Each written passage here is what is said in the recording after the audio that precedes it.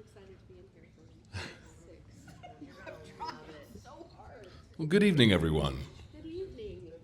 Welcome to week 6, or for Pastor Tracy, week 1.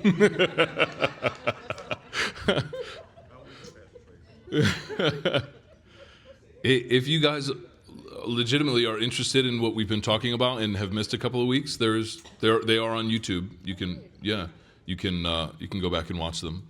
Are they under your name? They're under my name, Ant M. Trombetta, one word, Ant M. Trombetta. Yeah. Do we get to start calling you? What's that? Under your Yeah. Michael. Yeah. Oh, no, that's my middle name. That's what Lauren just asked me. Michael! All right. Week 6. Tonight we're going to talk about the law. Last week we got up to chapter 18, through chapter 18 of Exodus, and we heard the song of the Israelites after they crossed the Red Sea, and we heard it very colorfully, if you remember. It was very fun. That was fun for me, again. Not quite as fun for you guys, I don't think. We learned about how songs aid memory and how useful they are for remembering significant things, and even how essential they are for oral traditions like the Hebrews at that time. We saw God's hand of provision in the wilderness, the way that he provided for Israel as they experienced certain trials in the wilderness. And we watched as Moses implemented a judiciary, a complete judicial system in response to his father-in-law's excellent advice in the desert. And he did it in like a couple of weeks, which is kind of pretty impressive for what we determined was probably about 2 million to 2.5 million people. Tonight, we're going to jump into chapter 19. As I said, we're going to talk about the law. Now that Israel has a judicial system, they need rules to implement. Okay, here we go. Exactly 2 months after the Israelites left Egypt, they arrived in the wilderness of Sinai. After breaking camp at Rephidim, they came to the wilderness of Sinai and set up camp there at the base of Mount Sinai. I just went to adjust my glasses. I'm wearing contacts today. Okay, we're starting here with a setting, a time and a place. This is really a big event that we're leading towards. And also we find out that this is exactly 2 months after the Israelites left Egypt. And they're now camped out at the base of Mount Sinai. Then Moses climbed to the mountain to appear before God. The Lord called to him from the mountain and said, "Give these instructions to the family of Jacob. Announce it to the descendants of Israel. You have seen what I did to the Egyptians. You know how I carried you on eagle's wings and brought you to myself.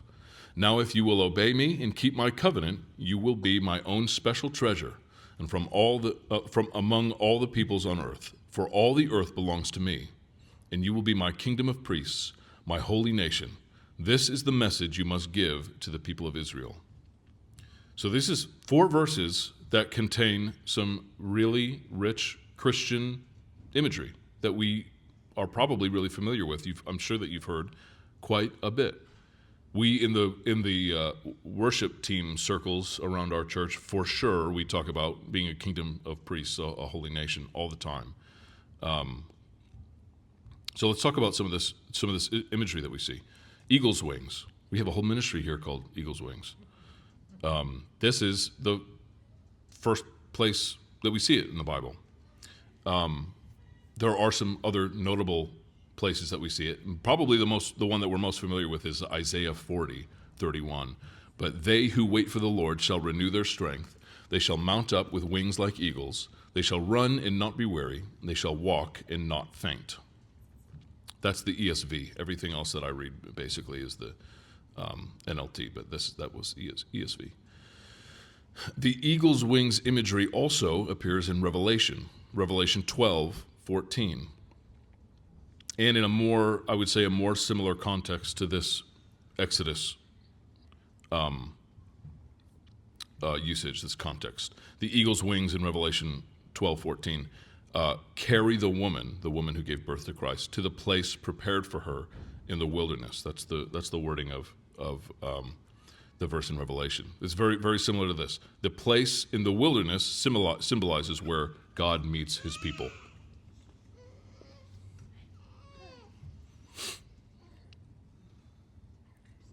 A kingdom of priests,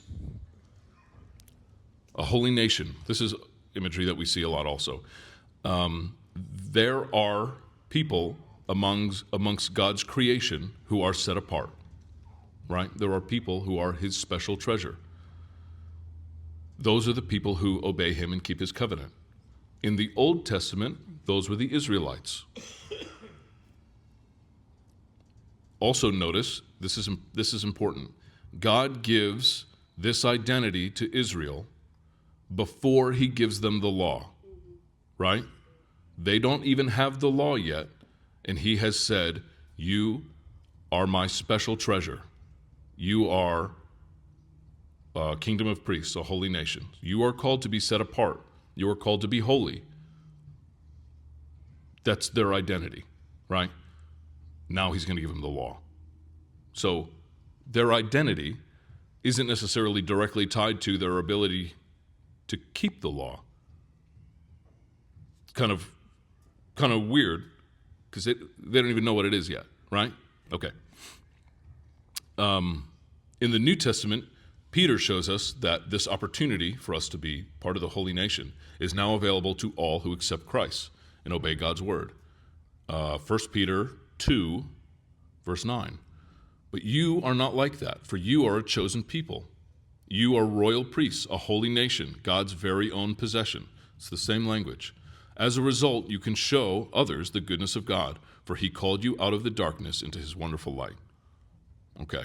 And then ultimately, this is God's desire, is to walk with his creation. He is the leader of this holy nation. He wants us to be a part of it. That's what he wants. Okay? Great. So Moses returned from the mountain and called together the elders of the people and told them everything the Lord had commanded him. And all the people responded together, "We will do everything the Lord has commanded." So Moses brought the people's answer back to the Lord. Then the Lord said to Moses, "I will come to you in a thick cloud, Moses, so that the people can hear me when I speak with you. Then they will always trust you." Moses told the Lord what the people had said. Then the Lord told Moses, "Go down and prepare the people for my arrival. Consecrate them today and tomorrow, and have them wash their clothing. Be sure they are ready on the third day, for on that day the Lord will come down on Mount Sinai as all the people watch." Again, we see this need for consecration to be in God's presence. This has been a theme that we've touched on a few times in Exodus. And each time it's the consecration ritual sort of is more in depth and more sort of vital to, they're getting closer and closer to God, if you want to think about it that way. And so they need to have this greater depth of consecration. Okay. It's not enough to simply be called a holy nation. You have to be holy too, right? Yeah. That's what consecration is holiness, being set aside for a holy purpose. Another thing that's interesting about this passage is the Lord comes on the third day.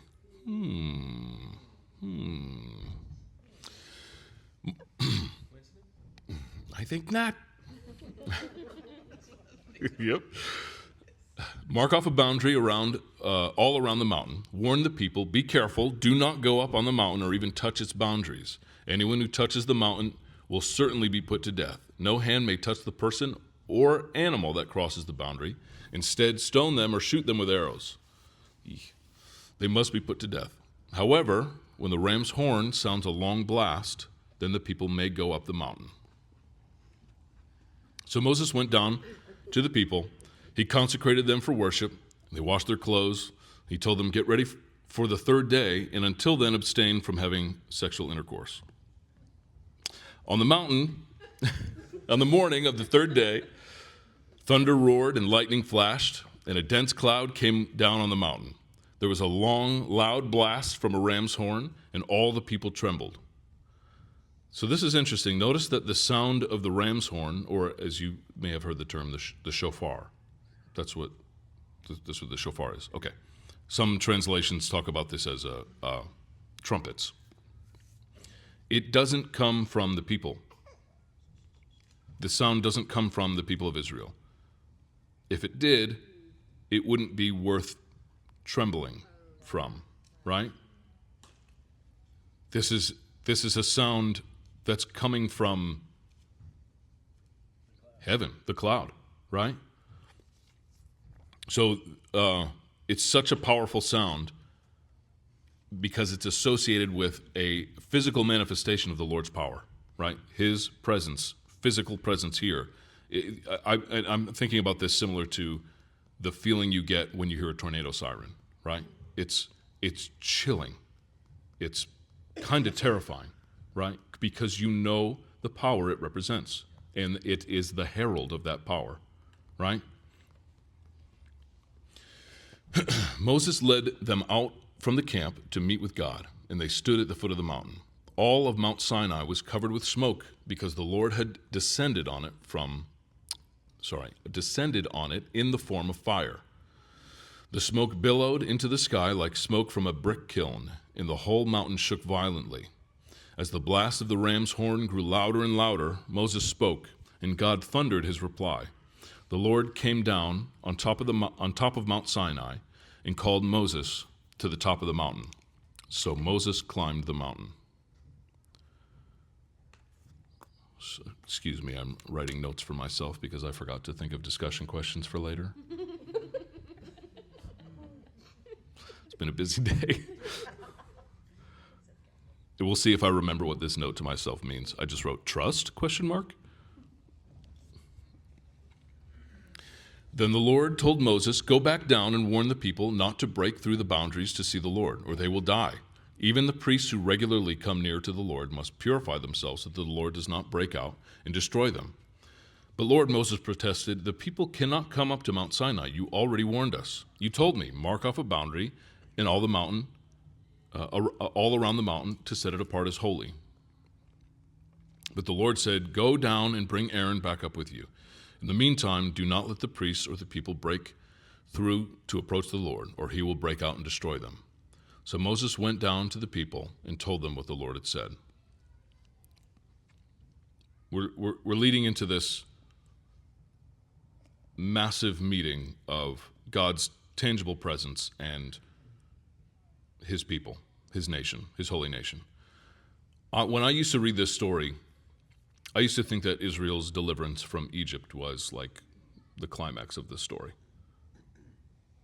It's not. The meeting of God's people with his physical presence is the climax of the story. That's what we're getting to, okay? Chapter 20. Oh, I didn't do a little emoji? It's okay. 10 Commandments. Then God gave the people all these instructions. I am the Lord your God, who rescued you from the land of Egypt, the place of your slavery. I'm going to read the text, and I'm just going to put the commandment up on the screen. So we're going to go through these somewhat quick. The first commandment, you must not have any other God but me. Notice lowercase g God, right? God says there are others in the world, man-made, maybe, Elohim, like we talked about, principalities, actual, maybe demons, other spiritual beings. Those exist, but I'm the only true God. Okay. Second commandment, you must not make for yourself an idol or any kind of image of anything in the heavens or on the earth or in the sea. You must not bow down to them or worship them. For I, the Lord your God, am a jealous God who will not tolerate your affection for any other gods. I lay the sins of the parents upon their children. The entire family is affected, even children in the third and fourth generation of those who reject me. But I lavish unfailing love for 1,000 generations on those who love me and obey my commands. Third commandment, you must not misuse the name of the Lord your God. The Lord will not let you go unpunished if you misuse his name. Again, I'm reading from the NLT. These are probably a lot different than if you have memorized the Ten Commandments. It was probably like, thou shalt not, right? King James or something. We will talk about one important distinction. There's at least one important distinction between translations. But fourth commandment, remember to observe the Sabbath day by keeping it holy. You have 6 days each week for your ordinary work, but the seventh day is a Sabbath day of rest dedicated to the Lord your God. On that day, no one in your household may do any work. This includes you, your sons and daughters, your male and female servants, your livestock. Like, how are you going to keep them from doing anyway? And any foreigners living among you. For in 6 days the Lord made the heavens, the earth, the sea, and everything in them. But on the seventh day he rested. That is why the Lord blessed the Sabbath day and set it apart as holy. Sometimes we have to look hard for the symbolism in these things, but it's like really clear here. Like, why keep the Sabbath holy? Well, because for 6 days the Lord made the heavens, the earth, and the sea. It's laid out. We don't have to look very hard. Okay, not for this one. Sometimes we do. The fifth commandment, honor your father and mother. Then you will live a long, full life in the land the Lord your God is giving you. The sixth commandment, you must not murder. Here's a difference between the King James Version and newer translations of the Bible. The King James Version says, thou shalt not kill. Killing, and murder are different things, right? Murder is unlawful killing, which means that there's such a thing as lawful killing, like self-defense or war. That's not a fun thing to think about, right? But that is the reality of it. I heard it said from a Jewish kind of scholar, if the real translation was thou shalt not kill, then we'd all have to be pacifists and vegan, right? Thank God. Yeah. The seventh commandment, you must not commit adultery. Eighth commandment, you must not steal. Ninth commandment, you must not testify falsely against your neighbor. And the 10th commandment, you must not covet your neighbor's house. You must not covet your neighbor's wife, male or female servant, ox or donkey, or anything else that belongs to your neighbor. When the people heard the thunder and the loud blast of the ram's horn, and when they saw the flashes of lightning and the smoke billowing from the mountain, they stood at a distance, trembling with fear. And they said to Moses, you speak to us and we will listen, but don't let God speak directly to us or we will die. Don't be afraid, Moses answered them, for God has come in this way to test you, and so that your fear of him will keep you from sinning. As the people stood in the distance, Moses approached the dark cloud where God was. That's a cool scene right there, right? Like that's like a graphic novel or like a Western kind of like that's a baller move. Everyone's terrified. Like, don't even let him talk to us. And Moses is like, I'll go. Yeah. Also, verse 20 is the language is really interesting. Moses says, don't be afraid, for God has come in this way to test you so that your fear of him. Don't be afraid. You should have fear of him. That's really interesting, and that sounds like it's conflicting. It's two different kinds of fear, isn't it? Fear and afraid is two different things. Sure. Yeah, fear and afraid is two different things. Does that make sense to everyone? No. Okay. Great. The fear of God is like a respect for his holiness and his power. The same way, a reverence. Yes, reverence is a great way to put it, right? A reverence for this is Almighty God. he ultimately has authority and power over everything. And if I am not right, it will destroy me. If I'm not right with him and I'm in the presence of his power, it'll destroy me. But we don't have to be afraid of him, because he wants to be with us, and he wants a path for us to be with him in his presence. And so he's established that for us. He said, these are the rules. This is how you get there. Does that make sense? Okay, great. Thank you for saying that it didn't.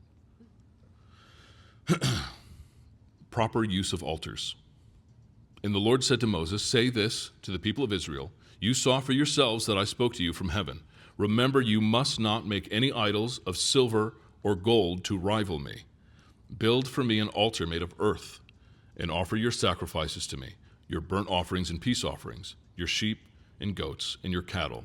Build my altar wherever I cause my name to be remembered, and I will come to you and bless you. If you use stones to build my altar, use only natural uncut stones. Do not shape the stones with a tool, for that would make the altar unfit for holy use. And do not approach my altar by going up steps. If you do, someone might look up under your clothing and see your nakedness. That's funny, but that's important, right? That's important to God.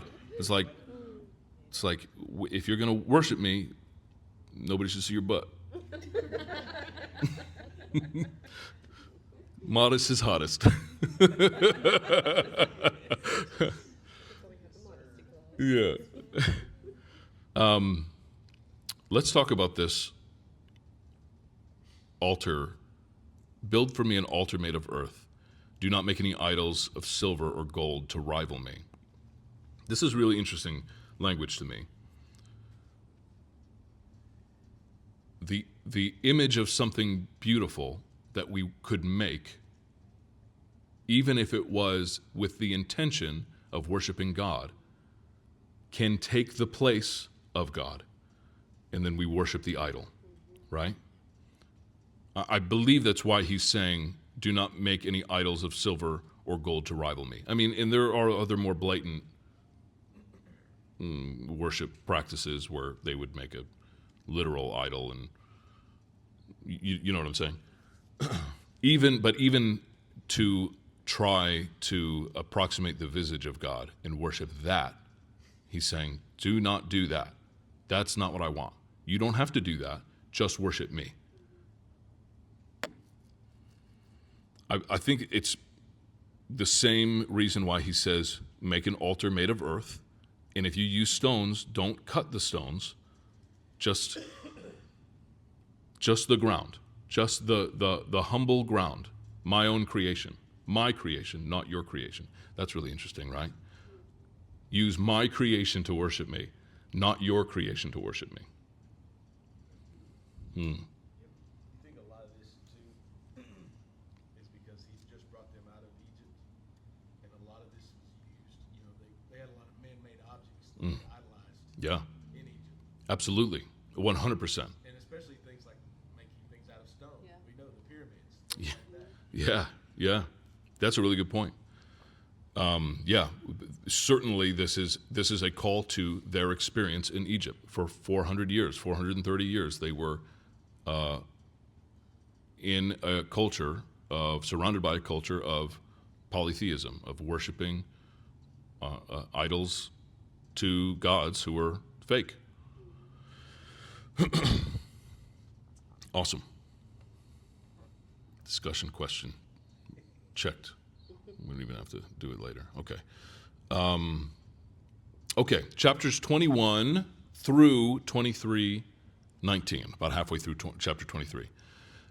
Through these chapters, the Lord communicates many laws on certain civil, religious, and moral topics. For the sake of time, we're not going to read them, and your interest, to be honest. We're not going to read them exhaustively. But we will break them down by topic, and we'll highlight some examples, and we'll talk about the topics generally. I do encourage everyone to go read them. And I also want to say this. One of the reasons we don't necessarily need to read them is we are not beholden to this law, right? And so we don't have to really contend so much with the exact wording in the statutes and all of this. And good thing, because it's going to be pretty uncomfortable. Okay? Immediately we're going to get to it. The uncomfortableness. There's 11 verses on the fair treatment of slaves. Things like men may serve no more than 6 years. If a man was married to his wife before he became a slave, at the end of 6 years, his wife has to be freed with him. A female slave may not be sold to foreigners. So right away we have a reality to reckon with. It almost seems like God in this law is condoning slavery, right? It seems like that. But consider the context of the story so far. The Israelites, until 2 months ago, had been enslaved for 400 years, right? This is a reality of their life and a reality of the time, like it or not, right? Their reference for the treatment of slaves is the brutal hand of the Egyptians. That's what they saw. That's what they knew. That was all they saw. And it was bad enough for Yahweh to intervene. It was really bad. Okay. The law places regulations around this practice, acknowledging that it exists, not necessarily condoning it, but to ensure that the Hebrews will not be the same as their former masters. Okay? Does that make sense? We're sort of a little more comfortable with the fact that this is in here? Is that okay? All right. We're good. Cases of personal injury. This is from Exodus 21 to 12 through 36. Murderers, kidnappers, and those who strike their parents should be put to death. That's kind of wild. Those three things are in the same category, right? Frankie hit me the other day.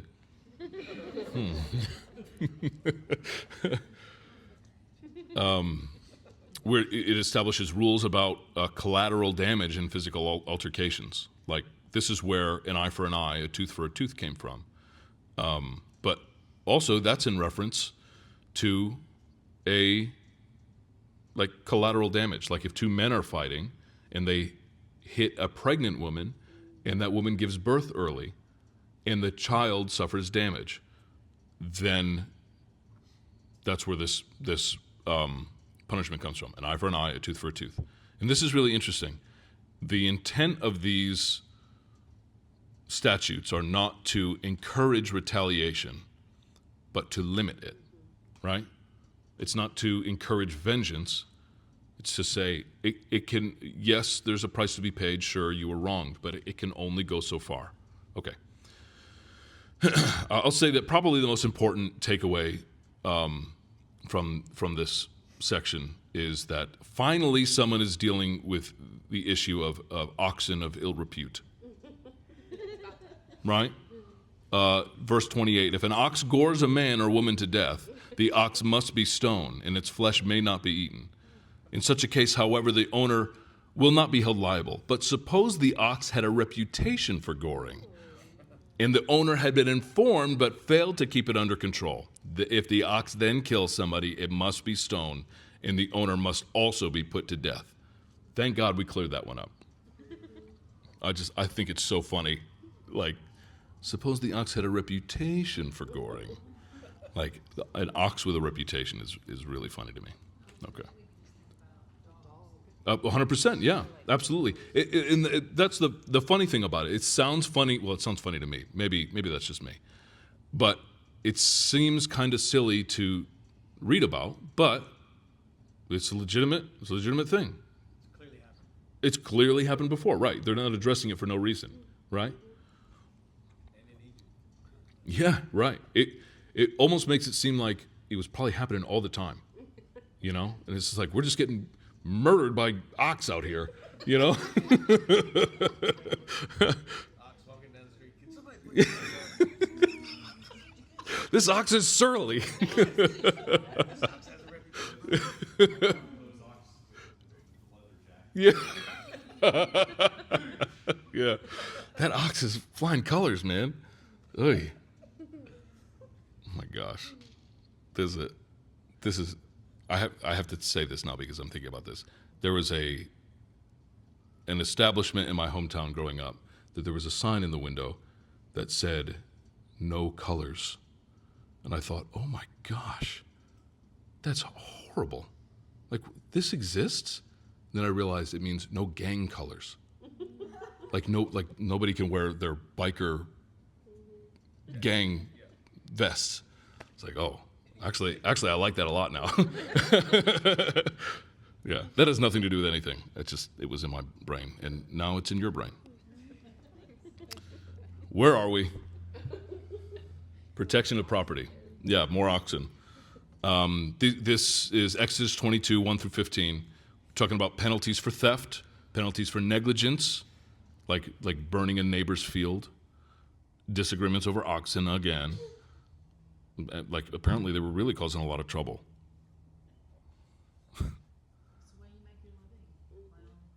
Yeah. Okay. Social responsibility, Exodus 22, 16 through 31. A lot of topics covered here. Seduction of virgins, witchcraft, relations with animals, oppression of foreigners, exploitation of widows and orphans.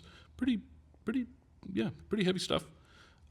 Basically, to summarize, don't do shameful stuff and treat people with dignity. That's kind of what it boils down to.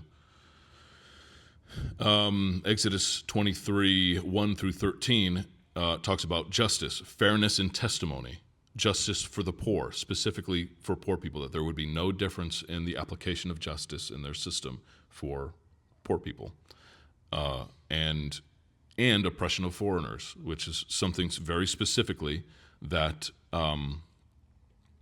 God calls out. He says, "You were once foreigners in a land, and remember."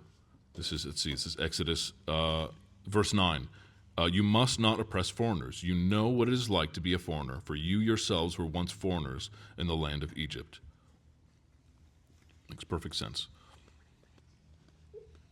I didn't break this down the same way that I broke down the plagues, but I'm sure that if we did, we would find that all of these laws are meant to address specific things that the Israelites experienced under the oppression of Egypt. I'm sure of that.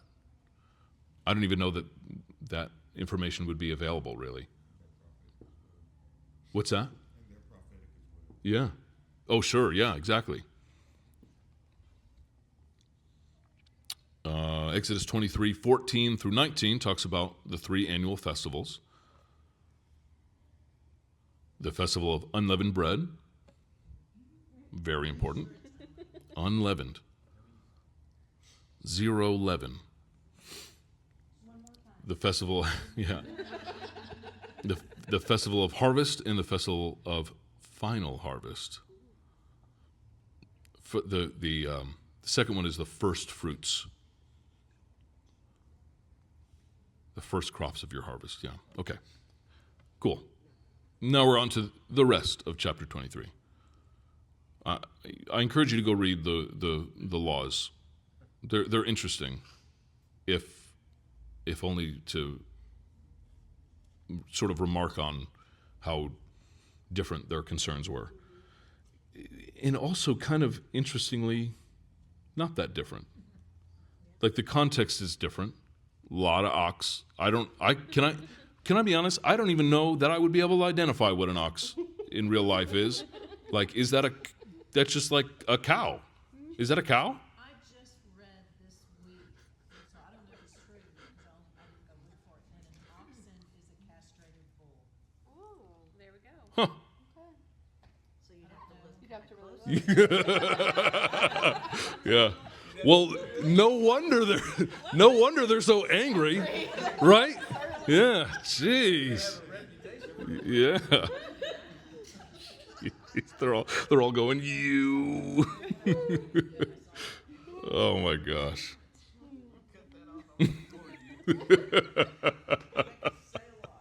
Oh no. Okay. End of chapter 23, verse 20. See, I am sending an angel before you to protect you on your journey and lead you safely to the place I have prepared for you. Pay close attention to him and obey his instructions. Do not rebel against him, for he is my representative. He will not forgive your rebellion. But if you are careful to obey him, follow all my instructions, then I will be an enemy to your enemies, and I will oppose those who oppose you.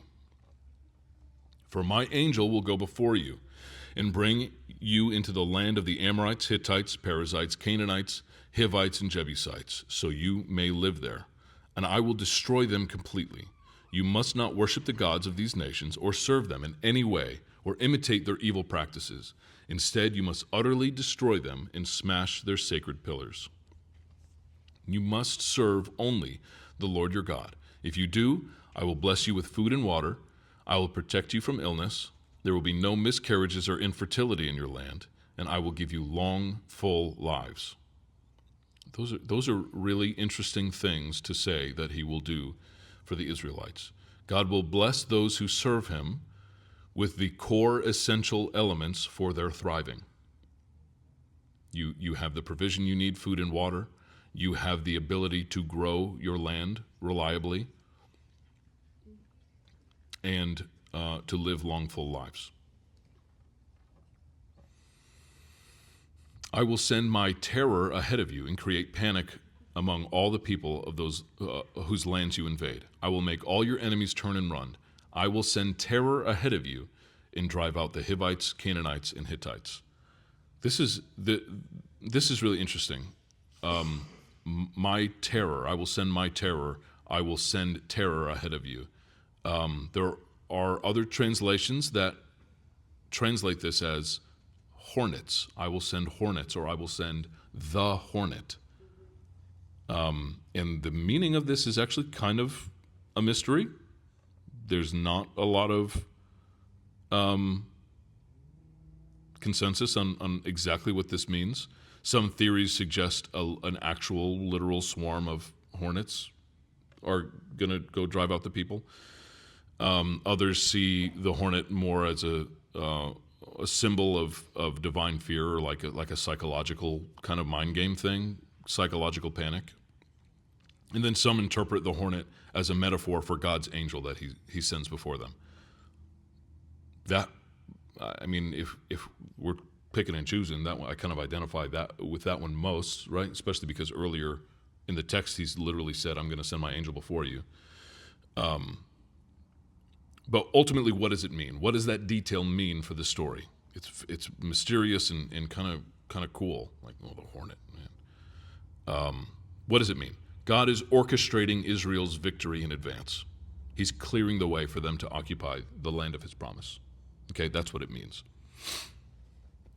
But I will not drive them out in a single year, because the land would become desolate and the wild animals would multiply and threaten you. I will drive them out a little at a time until your population has increased enough to take possession of the land. And I will fix your boundaries from the Red Sea to the Mediterranean Sea, and from the eastern wilderness to the Euphrates River. I will hand over to you the people now living in the land, and you will drive them out ahead of you. God has an optimized strategy for delivering his promise. I think this is really interesting, and also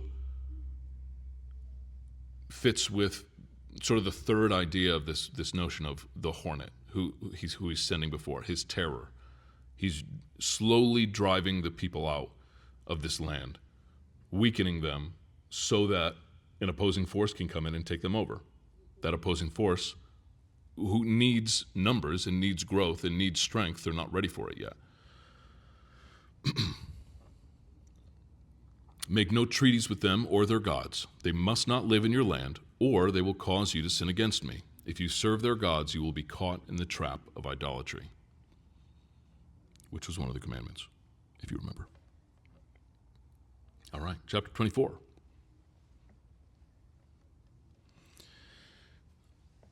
Then the Lord instructed Moses, "Come up here to me and bring along Aaron, Nadab, Abihu, you boys, and 70 of Israel's elders.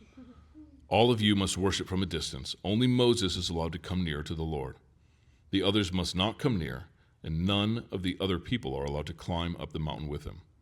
This is interesting. God is establishing a hierarchy to reach his presence. Some people get there, some people don't. And the elders get close, Moses gets closer. Interesting. Then Moses went down to the people and repeated all the instructions and the regulations the Lord had given him. All the people answered with one voice, "We will do everything the Lord has commanded." Israel is agreeing to the Lord's covenant. This is like saying "I do" at a wedding, right? That's what's happening right now. Then Moses carefully wrote down all of the Lord's instructions. Early the next morning, Moses got up and built an altar at the foot of the mountain. He also set up 12 pillars, one for each of the 12 tribes of Israel. Then he sent some of the young Israelite men to present burnt offerings and sacrifice bulls as peace offerings to the Lord. Moses drained half the blood from these animals into basins. The other half he splattered against the altar. Then he took the book of the covenant and read it aloud to the people. Again, they all responded, "We will do everything the Lord has commanded. We will obey." They're exchanging vows. Then Moses took the blood from the basins and splattered it over the people, declaring, "Look, this blood confirms the covenant the Lord has made with you in giving these instructions." Blood confirms the covenant. Both parties are sprinkled with the blood. God, it was symbolized by the altar, and Israel, literally, they got blood on them. Not really hygienic, but it was important. This mirrors what Jesus did at the Last Supper, the Passover meal.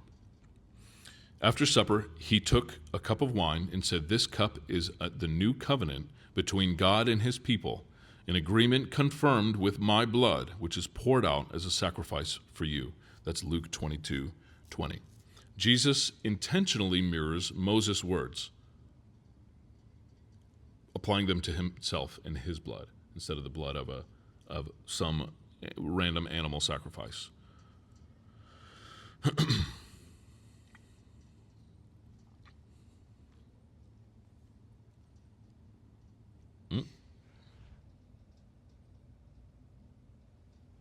Did I skip something?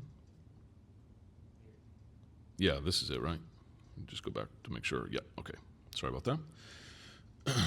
Then Moses, Aaron, and his boys, and 70 elders of Israel climbed up the mountain. There they saw the God of Israel. Under his feet there seemed to be a surface of brilliant blue lapis lazuli, as clear as the sky itself. So I think other translations say sapphire. And through these nobles of Israel, and though these nobles of Israel gazed upon God, he did not destroy them. In fact, they ate a covenant meal, eating and drinking in his presence.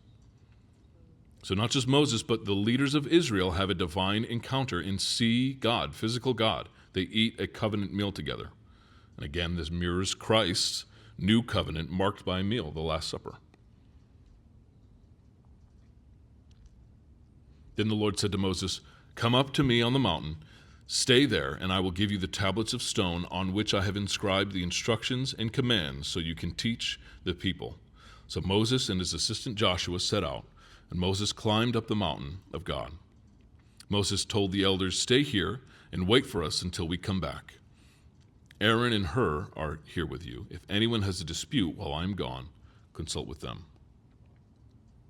Then Moses climbed up the mountain, and the cloud covered it, and the glory of the Lord settled down on Mount Sinai, and the cloud covered it for 6 days. On the 7th day, the Lord called to Moses from inside the cloud. To the Israelites at the foot of the mountain, the glory of the Lord appeared at the summit like a consuming fire. Then Moses disappeared into the cloud as he climbed higher up the mountain. He remained on the mountain 40 days and 40 nights. Okay, this is amazing, powerful imagery. Moses gets to go higher. Moses ultimately is the mediator between God and man for this covenant. But a greater mediator is coming. This is a spoiler alert, by the way. Hebrews 9:13 through 15. We're gonna end with this. Under the old system, the blood of goats and bulls and the ashes of a heifer could cleanse people's bodies from ceremonial impurity. Just think how much more the blood of Christ will purify our consciences from sinful deeds so that we can worship the living God.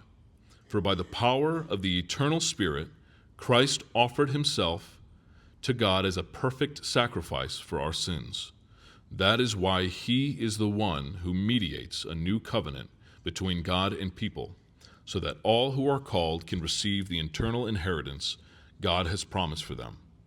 For Christ died to set them free from the penalty of sins they had committed under that first covenant.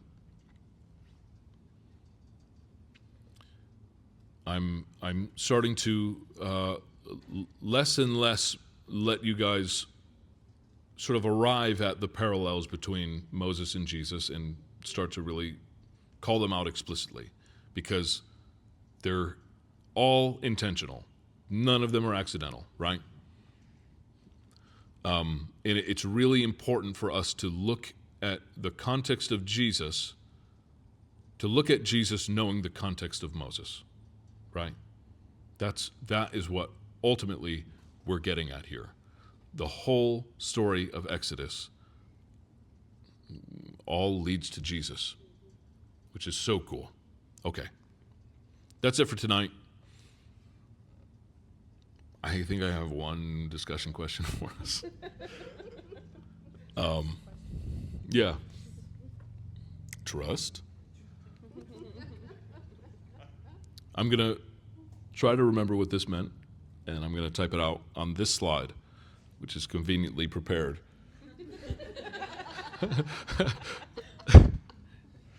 All right. Groups.